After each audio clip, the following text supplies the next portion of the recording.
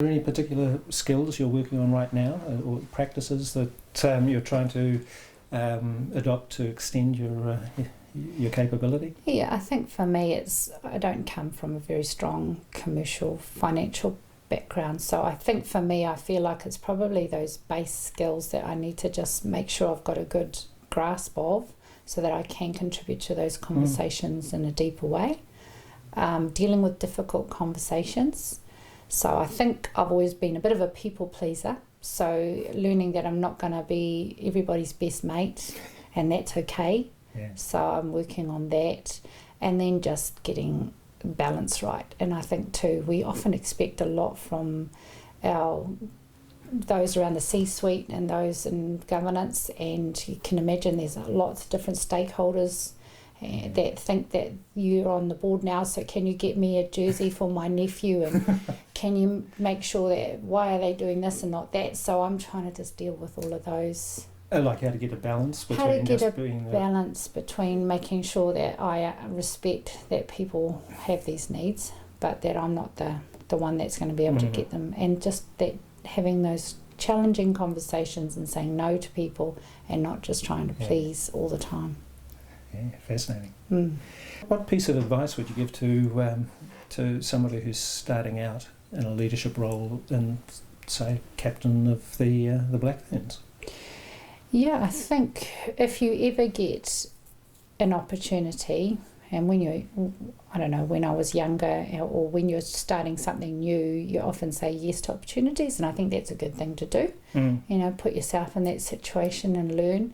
Being self-reflective has been something that I encourage everybody to do, and I still do it today, so I don't think there's ever a time we should stop doing that. Continuous learning and improving.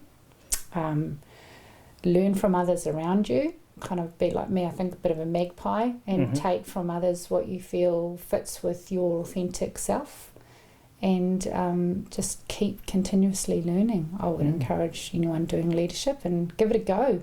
You might make mistakes, you might fail, and that's okay. Brush yourself off, pick yourself up, and keep going with whatever you've learnt. Cool. Actually, mistakes and failure, you think in sports is all about winning. It must be quite a challenge, because presumably in leadership you're always trying to go into somewhere new. You're bringing about change, and you're bound to be unsuccessful a bunch of the time. Yeah. Can you tell us a little bit about dealing with failure and what challenge that presents for a leader? Yeah, I think failure is really, really difficult to deal with, but it is where you do the most growth. And when I think about the times that have been significant learning for me, it's when I've failed.